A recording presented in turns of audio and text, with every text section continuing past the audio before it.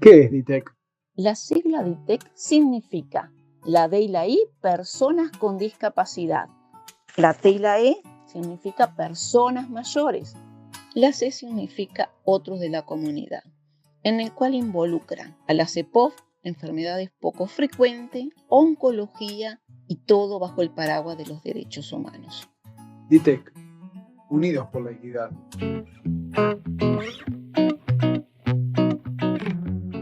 Muy buenos días, muy buenas tardes, muy buenas noches. Depende de la hora en la que ustedes puedan acceder al programa Aquí y Ahora con DITEC en su cuarta temporada.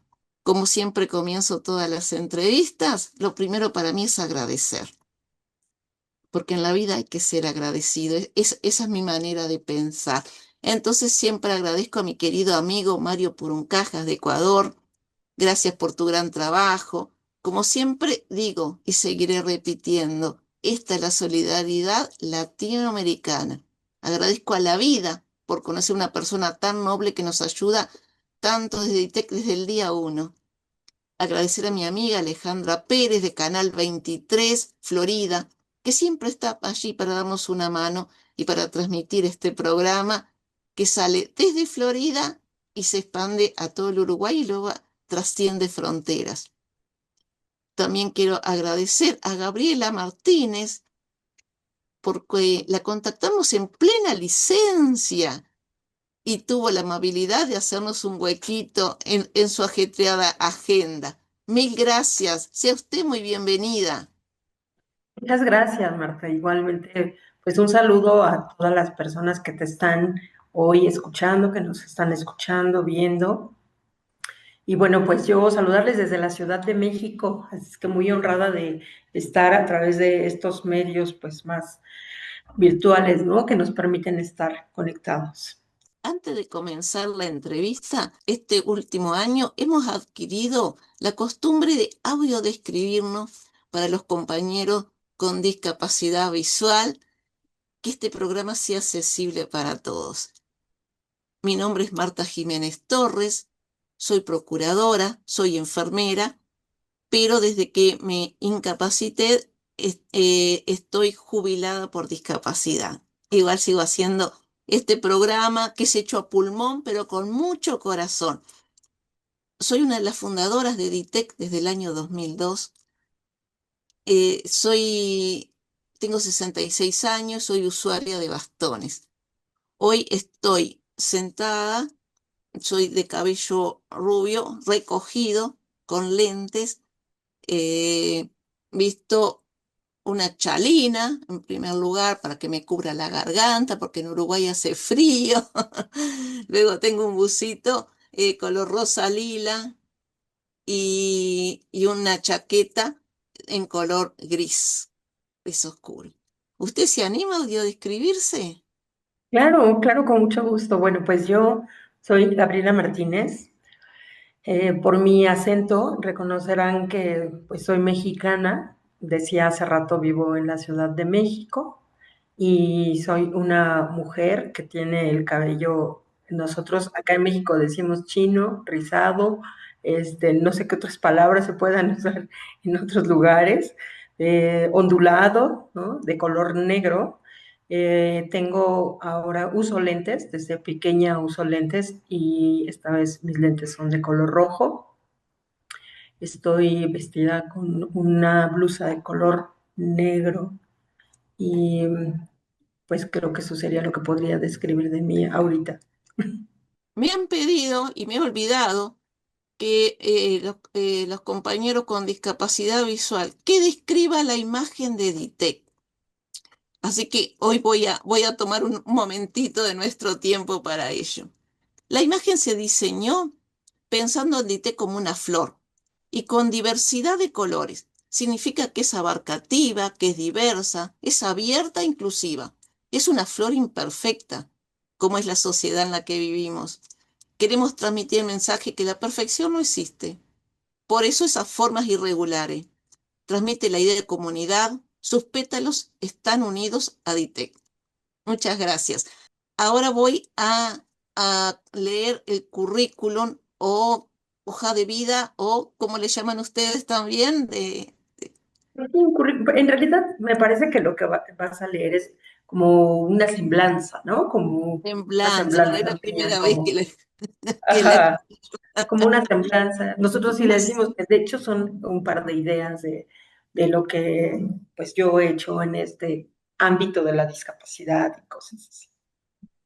un ámbito que lleva ya 30 años trabajando como impulsora de programas de empoderamiento y liderazgo de mujeres, representante regional de América en el Consejo de Inclusión Internacional, secretaria de Relaciones, Instituciones y Comunicación de la Red Latinoamericana de Organizaciones para Personas con Discapacidad y su Familia, integrante del Comité de Expertos del Observatorio Latinoamericano de los Derechos de las Personas con Discapacidad, cofundadora del colectivo de Lectura Fácil México, tutora y coordinadora del diplomado en Gerencia Social y Políticas de Discapacidad del área de educación de la OEA. Fungió como directora del Centro de Atención Múltiples, número 100 CONFE, especialista en la intervención de textos en lectura fácil y lenguaje sencillo, especialista en temas relacionados a la accesibilidad cognitiva. Colaboración con él en el primer y segundo informe alternativo sobre el cumplimiento de México de la Convención sobre los Derechos de las Personas con Discapacidad de la Coalición México por los Derechos de las Personas con Discapacidad. Gabriela, me deben haber faltado muchísimas cosas por lo que me han contado, pero bueno, hemos hecho un muy resumida semblanza. Así es. Gracias. Como nuestro público se renueva permanentemente y cada día, gracias a que llegamos a muchos países, cada vez llegamos a más países, hemos tenido mensajes de Finlandia, de Estados Unidos que no esperábamos, ¿no? Entonces, vamos a abordar el tema desde un principio. ¿Qué es la discapacidad? Bien, pues la discapacidad a lo largo de los años ha ido transformándose en relación al concepto. De manera muy afortunada, pues hoy hablamos de condiciones, de una condición, es el enfoque de los derechos humanos, de una condición que puede tener alguna persona, en donde en esta condición no se entiende de ninguna forma como un defecto, como algo que no está bien, como un castigo, sino más bien se habla acerca de una condición que tiene alguna persona que le permite, que no le permite, perdón, la inclusión o la interacción en relación a las barreras que encuentra a su alrededor. Es decir, una persona con discapacidad es una persona que tiene una limitación, que eso es real, ¿no? En algún aspecto de su vida, pero que esta limitación se agudiza, se acrecenta en la medida en que el ambiente no permite que esa persona pueda estar incluida como cualquier otra persona. Entonces, la discapacidad en sí no es un problema, tampoco es un problema de una persona, sino más bien habla de los entornos y la manera en cómo los entornos proveemos o no de apoyos o de ajustes para que una persona con cualquier discapacidad pueda estar integrada o incluida en algún lugar, en alguna esfera social, etcétera. Usar el lenguaje correcto es Así la mejor manera de comenzar cuando se habla con alguien que tiene una discapacidad. Hoy en los medios de comunicación muchas veces no se habla de un lenguaje correcto, porque esa persona discapacitada o el discapacitado, y yo siempre digo, no somos discapacitados, somos personas con discapacidad, somos sujetos de derecho, no objeto del derecho. Pero bueno, es algo que es una miga o es una, vamos a decir, un puntito que vamos aportando, pero cuesta a veces que llegar a todos y hablar correctamente, ¿verdad? es, efectivamente. lo mejor es siempre la educación, ¿no? Cuando hablas acerca de esto, porque lo decía hace rato, o sea, en la antigüedad a las personas con discapacidad se les decía una serie de, pues, nombres o conceptos, adjetivos que están sumamente alejados de lo que son hoy día el concepto de discapacidad, como bien lo dices, como personas que participan en la construcción de su vida, que participan en la construcción de sociedades y que pueden interactuar de manera plena siempre y cuando todas las personas que estamos alrededor, las políticas públicas, las empresas, las escuelas, brindan oportunidades para que una persona pueda desarrollarse, crecer, estar incluida. Entonces es sumamente incorrecto hablar de personas discapacitadas, es incorrecto hablar de personas incluso con capacidades diferentes, ¿no? Porque hemos escuchado a veces estos conceptos. Y la realidad es que no es así, porque cuando nosotros hablamos, por ejemplo, de personas con capacidades diferentes, invisibilizamos una condición que requiere apoyos. Entonces, claro que todas las personas tenemos capacidades diferentes, con o sin discapacidad, pero no todas tenemos una discapacidad. Y cuando yo nombro que alguien tiene una discapacidad, estoy obligada a ver qué puedo hacer, qué voy a hacer para que la condición de discapacidad de esa persona se disminuya. Entonces es incorrectísimo hablar acerca de esto. Es un concepto que en el ámbito de los derechos humanos no es correcto y que está bien que vayamos aprendiendo de esto, la gente que nos escucha, la gente que está alejada de estos términos, pues está bien que vayan aprendiendo que lo correcto es persona con discapacidad. ¿Qué se considera discapacidad intelectual o cognitiva? Bien, la discapacidad intelectual, igual como lo hemos estado mencionando, pues es una condición de vida. Ahora, cierto que tiene ciertas características y son las que quisiera nombrar ahora. Entonces, una persona con discapacidad intelectual es aquella que en el desarrollo esperado, en el desarrollo cognitivo esperado, intelectual esperado, para las edades en donde nuestro cerebro se va desarrollando para poder aprender a memorizar, aprender, memorizar, analizar, reflexionar, poner atención, ¿no? O sea, todas las funciones que nuestro cerebro hace de manera regular, digamos, en las personas con discapacidad intelectual existen ciertas limitaciones por distintos motivos. Puede ser porque a lo mejor hubo un problema en el nacimiento, a lo mejor una falta de oxigenación, o porque la mamá tuvo problemas importantes de salud, o porque el niño adquirió alguna enfermedad que provocó que hubiera temperaturas muy altas, o porque a lo mejor tiene una condición genética como podría ser el síndrome de Down o el síndrome de West, u otras características que provocan que el desarrollo intelectual respecto al desarrollo de otros niños esté como más, no quiero decir disminuido, pero no alcanza como lo esperado, ¿no? Eso es por un lado. Y por otro lado, también es que la discapacidad intelectual también se evidencia cuando esa persona en su conducta social adaptativa tiene retos importantes. ¿A qué me refiero cuando digo social adaptativa? A, por ejemplo, el manejo de dinero. Una persona con discapacidad intelectual va a tener retos para manejar dinero, por lo tanto, para hacer presupuestos, compras, identificar las monedas, los billetes, etc.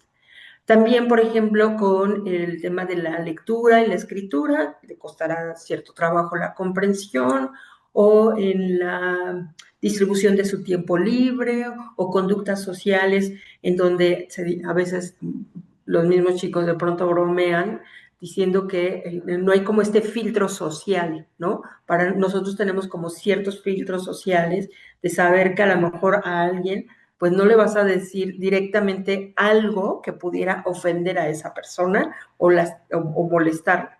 Una persona con discapacidad intelectual como que no se fija de esas cosas y dice las cosas como son, ¿no? Como las percibe. Y algo que también es importante es que si estamos hablando de un desarrollo intelectual o cognitivo y sabemos que hoy pues Los estudios hablan de que el cerebro termina de desarrollarse o madurar hasta como entre los 18 o 21 años de edad. Una discapacidad intelectual podría presentarse antes de que se concluya esa etapa de la vida, ¿no? Entonces estamos hablando al menos de esos tres factores.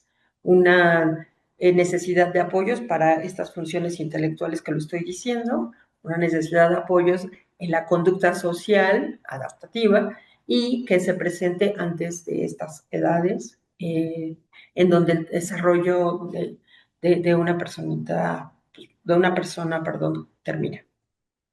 Espero haber sido clara, Marta. Sí, muy clara, muchísimas gracias. En educación, ¿cómo se está abordando en los formatos accesibles? Por ejemplo, la lectura fácil. Claro. Bueno, a ver, el tema de la lectura fácil es un tema que está, pues, emergiendo un poco más, a diferencia de Europa, por ejemplo, países como España, en donde la lectura fácil, pues, es algo que ya tiene mucho tiempo trabajándose.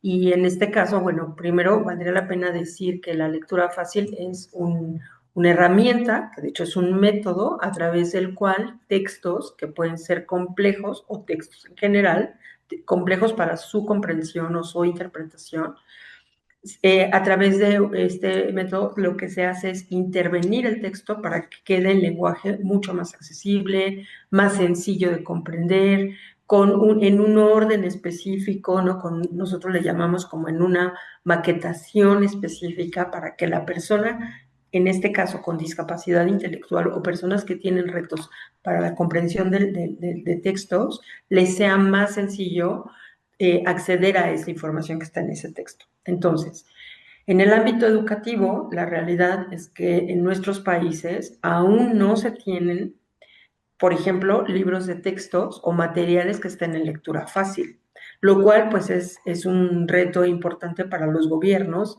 para las escuelas, para las organizaciones. Se están haciendo, podría hablar del caso de México, se están haciendo ciertos esfuerzos para hablar de sistemas aumentativos y alternativos en la comunicación, que es donde está, por ejemplo, el tema de la lectura fácil, haciendo uso de pictogramas prioritariamente, ¿no? Pero creo que es un tema que está muy, muy incipiente y que hace falta trabajar muchísimo sobre esto, formar a personas que se dediquen a hacer intervención de textos en lectura fácil. Y algo que también es muy importante de comentar es que regularmente los textos en lectura fácil tienen que estar validados por las personas que van a usar esos textos. ¿Me explico? No, yo podría suponer que estoy interviniendo en un texto y queda accesible, sin embargo, tengo que hacer una validación con alguien que lo va a leer. Entonces, lo vuelvo a regresar al ámbito educativo. Se antoja un reto importantísimo porque implica toda una serie de procedimientos, incluso presupuestos, planeaciones, programaciones, para ir sumando pues a las prácticas docentes, a las metodologías, al uso de materiales didácticos con estos formatos. Con respecto al empleo, ¿cuáles son las barreras para acceder a un plan de empleo?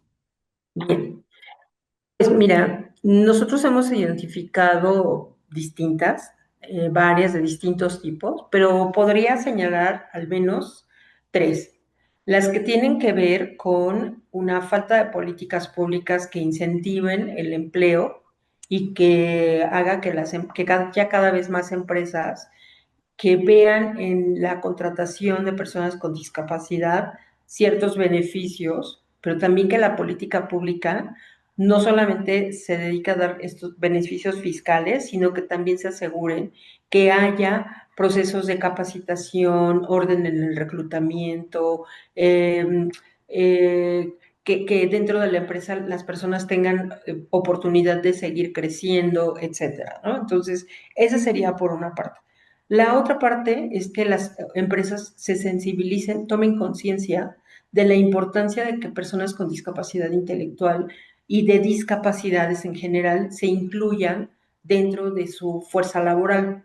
y no todas las empresas están listas porque a veces creen que tienen que hacer ajustes importantes o que tienen que hacer cambios en las estructuras o que les va a costar más. Y la realidad es que no es así. La realidad es que sabemos hoy que el desempeño de una persona con discapacidad en una empresa siempre va a sumar, invariablemente. Y la otra cosa tendría que ver con las familias y con las mismas personas con discapacidad. O sea, a nosotros nos ha tocado experiencias en donde puede ser que tenemos ya una empresa que está lista para integrar a alguna persona, para incluir a alguna persona dentro de sus filas. Pero resulta que las familias tienen miedo, no les encanta la idea, sienten que les va a pasar algo, o sea, como esta parte que es además como muy velado, en el ánimo de proteger, pues hay un control, ¿no? Que podríamos decir como una sobreprotección que controla la vida del hijo. Y entonces, si la familia tiene miedo, si la mamá y el papá tiene miedo, pues no va a mandar al hijo, ¿no? Porque entonces la familia va a entrar en un conflicto. O, por ejemplo, no hay quien, lo voy a poner entre comillas, quien lleve a la persona al trabajo y les representa como un esfuerzo adicional o gastos adicionales, y dejan de ver las familias que en la medida en que invierten en esto, que permiten que sus hijas e hijos se incorporen laboralmente, ellas también pueden entrar a otras formas con su propia convivencia, ¿no? Crecer ellas también y romper como esta simbiosis que está como ahí muy permanente, como en nombre del amor, pero la realidad es que permeada de muchísima sobreprotección y control, ¿no? Y eso provoca que la misma persona con discapacidad pues se sienta con miedo, que se sienta frustrada porque a lo mejor sí quiere trabajar, pero no, pues no hay este apoyo, o bien que le dé lo mismo no trabajar porque de todas maneras tiene sus cosas resueltas en casa, ¿no? Entonces, bueno, eso es lo que está pasando, eso es lo que yo alcanzo a identificar en estas experiencias del trabajo y personas con discapacidad. Sistemas de apoyo para la discapacidad intelectual. Bueno, pues nombrar primero, Marta, que los sistemas de apoyo, pues son estrategias, ¿no? Son recursos y que son, pues sí, estrategias, recursos que sostienen que una persona, ¿no? Que se entrelazan para que una persona pueda, en primer lugar, pues ejercer sus derechos para participar, para tomar decisiones, para vivir de manera autónoma, para trabajar, para incluso casarse y para un montón de cosas que en general el resto de la población pues no distinguimos, el resto de la población sin discapacidad no distinguimos, porque nosotros regularmente cuando no tenemos una discapacidad, pues hacemos nuestra vida como, pues ahí vamos pudiendo, ¿no? Quizá le pedimos consejo a alguno de nuestros padres, amigos o lo que sea, para tomar a lo mejor alguna decisión o para hacer determinadas cosas, pero en el caso de las personas con discapacidad se requieren estos soportes o estos apoyos que les permitan acceder a una vida como cualquier otra persona en cualquier otra condición, ¿no? Entonces, si estamos hablando que un sistema de apoyo son estrategias y recursos, el apoyo no es, que también es algo importante que me gustaría señalar, pues el apoyo no es un favor, ¿no? O sea, no es un acto de bondad o no es un acto de caridad incluso, ¿no? Sino más bien es un mecanismo a través del cual una persona con discapacidad puede acceder a tener la misma oportunidad de estar en cualquier lugar o ejercer un derecho o de convivir o lo que sea que cualquier otra persona sin discapacidad. Entonces, eso me parece importante decirlo, ¿no? El apoyo para una persona un sistema de apoyo para una persona con discapacidad no debe estar basado ni en un favor, ni en una bondad, ni en una caridad. Y hay distintos tipos de apoyo. Hablamos de apoyos humanos, que bueno, su mismo nombre lo dice, ¿no? Son aquellos apoyos que proveen una familia o la misma familia, los amigos, a lo mejor un asistente personal, eh, un intérprete, ¿no? Un intérprete, sí, un intérprete, un acompañante, O sea, esos serían como los apoyos humanos. Es importante decir que un apoyo humano no debe de reemplazar en lo más mínimo a la persona con discapacidad. ¿Qué quiere decir esto? A lo mejor un apoyo humano puede ser para tomar una decisión sobre abrir o no una cuenta del banco. Entonces, si a una persona, si el apoyo cree que esa persona con discapacidad debe de abrir una cuenta de banco en tal banco, porque esa es su percepción de que ese es el mejor del banco y entonces lo transmite así de manera directa a la persona con discapacidad, quiere decir que ese apoyo no es el correcto. Porque lo correcto sería que esta persona que sí tiene información o que tiene información sobre este banco, pero este banco y este banco, le transmite todo esto a la persona con discapacidad, le da información y le permite tomar decisiones. ¿De acuerdo? Entonces, un apoyo humano nunca reemplazará el punto de vista, la opinión, ni a la misma persona con discapacidad. Hay otros apoyos como son los apoyos tecnológicos, que ya pues también su nombre lo dice, como por ejemplo, pues el usar no sé, un lector de pantalla, los mismos celulares, que ahora ya sabemos que tienen como ciertas aplicaciones para que las personas con discapacidad puedan usarlos, las tabletas, etcétera, ¿no? Entonces, sobre todo estas cosas que ayuden a la comunicación o a la apropiación de contenidos o de información. Podríamos hablar también, bueno, de apoyos legales, que ya un poco lo mencioné hace rato, como estas figuras que permiten tomar decisiones en el ámbito jurídico. Los apoyos, a ver, ya dije, humanos, tecnológicos, legales, y los apoyos comunitarios también, ¿no? Son aquellos apoyos que brinda la misma comunidad para que una persona con discapacidad pueda vivir, por ejemplo, de manera independiente. Ahora, si le parece bien, quiero que nos cuente el último evento internacional que estuvieron sobre género. ¿Se anima Sí, a sí, claro. resumirnos? Porque Sí, claro. Bueno, a ver, la semana pasada en la Ciudad de México se desarrolló la 16ª Conferencia Regional de la Mujer de América Latina y el Caribe. Y uno de los temas, bueno, el tema relevante de esta conferencia fue hablar acerca de la sociedad del cuidado, ¿no? Ese fue su eje central. Es decir, se habló acerca de los cuidadores, de las cuidadoras, y se nombró también mucho este fallo que hizo la Corte Internacional de Derechos Humanos, hablando acerca de cómo el apoyo es un derecho. O sea, tener un apoyo es un derecho. Perdón, el cuidado, perdón, a ver, lo vuelvo a decir. Nombró al cuidado, dije apoyo, nombró al cuidado como un derecho. Es decir, una persona tiene derecho al cuidado, pero también tiene derecho a ser cuidadora y tiene derecho al autocuidado.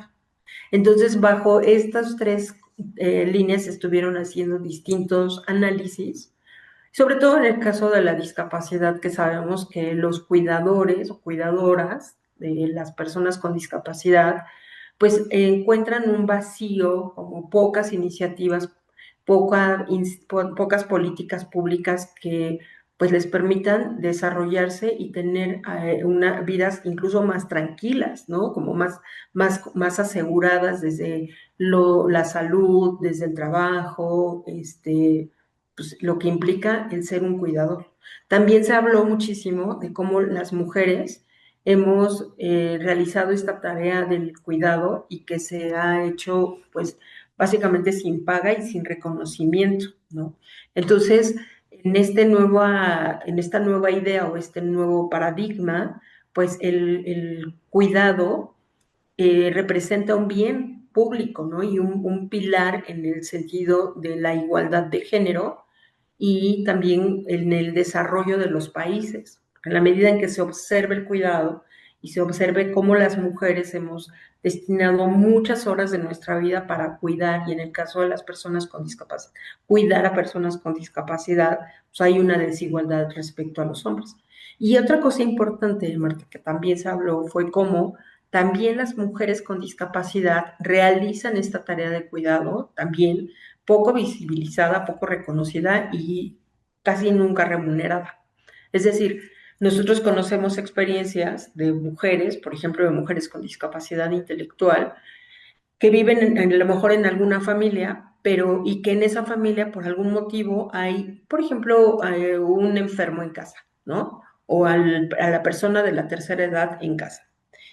Y todas las demás personas que no tienen una discapacidad hacen su vida, se van a trabajar, pues hacen sus tareas cotidianas y el cuidado de estas personas, si hay una persona una mujer con discapacidad intelectual, lo más seguro es que le toque a ella cuidar, porque naturalmente se le deja, ¿me explico? No se le pregunta, no se le sugiere que puede tomar la decisión de cuidar o no. Entonces, fue algo muy interesante escuchar en esta conferencia como también las mujeres con discapacidad ejercen ambos roles, ¿no? Tanto como cuidadoras si es que tienen hijos o si cuidan a otras personas de su familia y como su derecho a ser cuidadas. Bien, bueno, pues creo que eso sería lo que podría compartirte de esto. Bueno, decirte también que se presentó un compromiso, que se le conoce como el compromiso de Tlatelolco, en donde se nombra una serie de compromisos que firmaron los países para disminuir estas brechas de desigualdad que estoy nombrando y para hacer acciones afirmativas que reconozcan en las mujeres este derecho y que se gesten políticas y presupuestos que hagan que las mujeres tengamos mejores condiciones de vida. El tiempo es tirano, dicen en televisión. Se nos ha volado el tiempo, se ha pasado rapidísimo. ¿Quiere dejarnos una última mensaje para todos los televidentes y quienes nos escuchan? Con mucho gusto. Bueno, pues primero agradecer esta invitación. La verdad es que confío que este mensaje llegue a quien tenga que llegar, que le motive, que le inspire o que le dé información. Y pues agradecer también que haya espacios como estos, que ojalá haya cada vez más espacios como el que tú hoy nos estás presentando a través de DITEC y que estos espacios promuevan en todos los sentidos la inclusión y el reconocimiento de todas las personas con discapacidad. Muchas gracias, Marta. Quiero agradecer infinitamente esta cordial entrevista y nos encontraremos en estos espacios porque siempre estamos acá para apoyar, para informar y para realmente buscar la empatía que tanto necesitamos. Muchísimas gracias, ha sido un gusto y nos veremos en cualquier momento. Mil gracias. Claro que sí, gracias.